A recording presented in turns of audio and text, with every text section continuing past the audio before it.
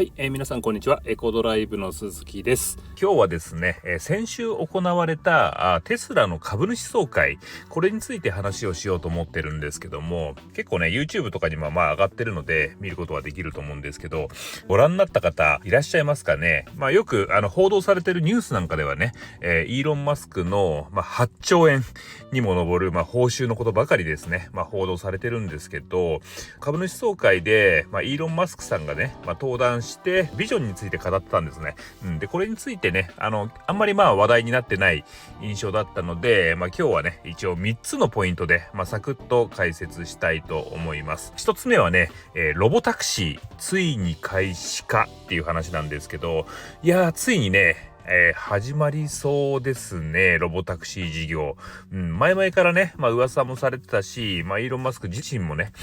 語ってはいましたけども、だんだんとね、具体的になってきてる感じがします。で、ロボタクシーっていうのは何かっていうと、テスラの車を持ってるオーナーが、マニュアルでね、運転モードとフリートモードを切り替えることで、自分の車をロボタクシー化できるっていうプログラムなんですね。で、そのフリートモードっていうのがいわゆるロボタクシーのことなんですね。で、例えば皆さんがねテスラを持ってて、で明日からじゃあ1週間旅行に行くとしましょうと。そしたらテスラのアプリ上でね、フリートモードに設定するんですね。そうすると自分が旅行行ってる間の不在中の1週間、自分のテスラの車両がタクシーとして稼いでくれるんですね、無人で。例えばこれね、旅行じゃなくてもいいんですよ。夜とかね車使わないじゃないですか。で夜とか、あとは仕事中ね、職場まで車で行って職場にね止めとくだけだったら何も意味ないんですけど、その時にね、フリートモードにしておけばロボタクシーとしてお客さんを迎えに行って稼いでくれるということなんですよね。これすごいですよね、よくよく考えたら。でその間ね、もし自分が乗ってない間に車が稼いでくれたら、例えばね、そのローンの支払いのペイメントとかあるわけじゃないですか。月に3万円とか4万円とか払うペイメントあるじゃないですか。それを超えそうじゃないですか。そうなってくると、自分の支払ってるローン代よりも収入の方が多いっていう話になれば、言ってみれば車をタダで乗れるっていうことですよね。すごいな。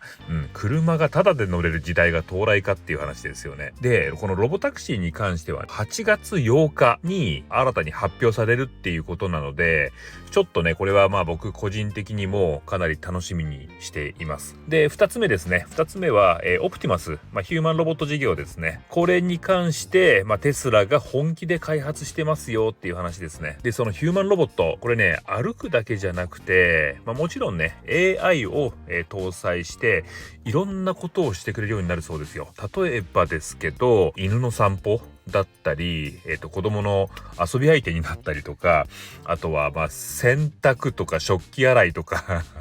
あとピアノを弾いたりとかね、あとは自分の相談相手になってくれたりとかするそうです。で、イーロン・マスク曰く、オプティマス、ヒューマンロボットの数がですね、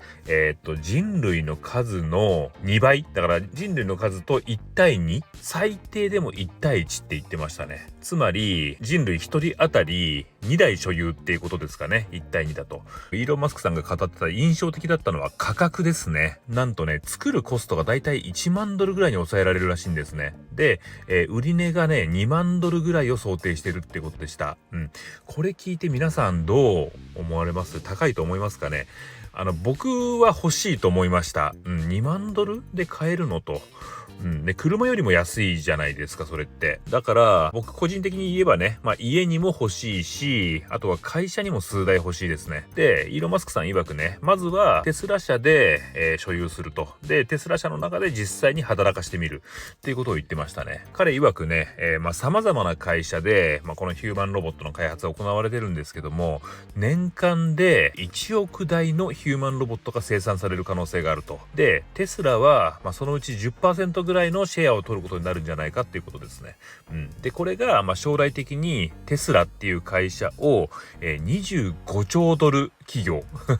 よくわかんない数字ですね。25兆ドル企業に引き上げる可能性があるということですね。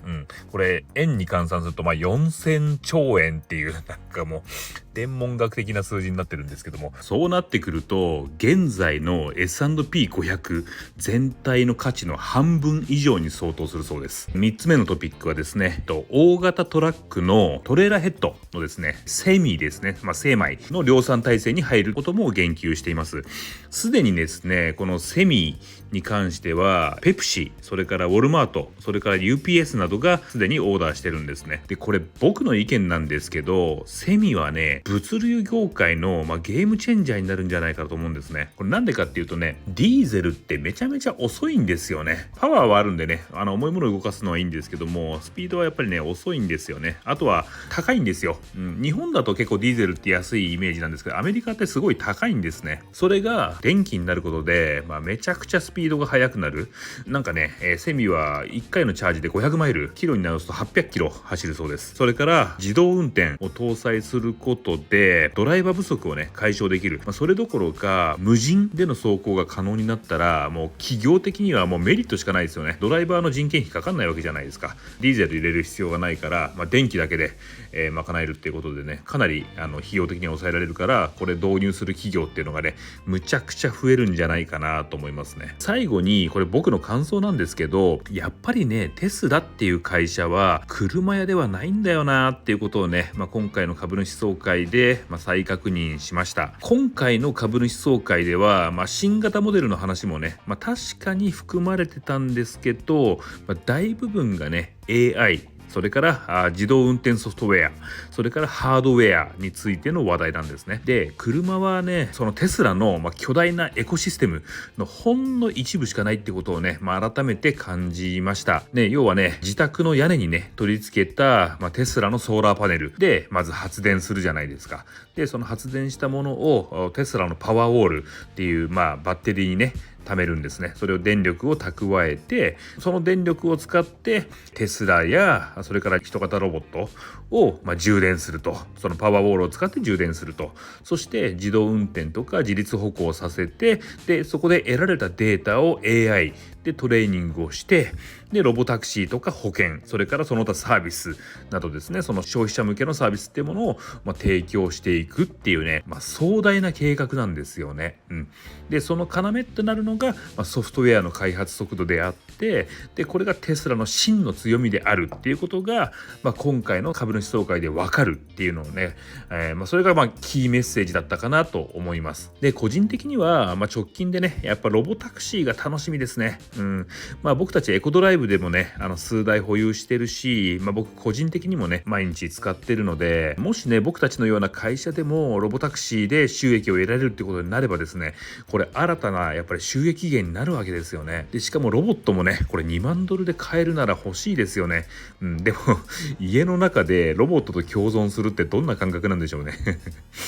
でもね掃除とか家事とかしてくれたらこれむっちゃ楽じゃないですかね。助かる方いらっしゃるんじゃないですかね。しかもね聞いたらこれ何でも答えてくれる、AI ですからね、相談乗ってくれるってことなんで、これはね本当に楽しみです。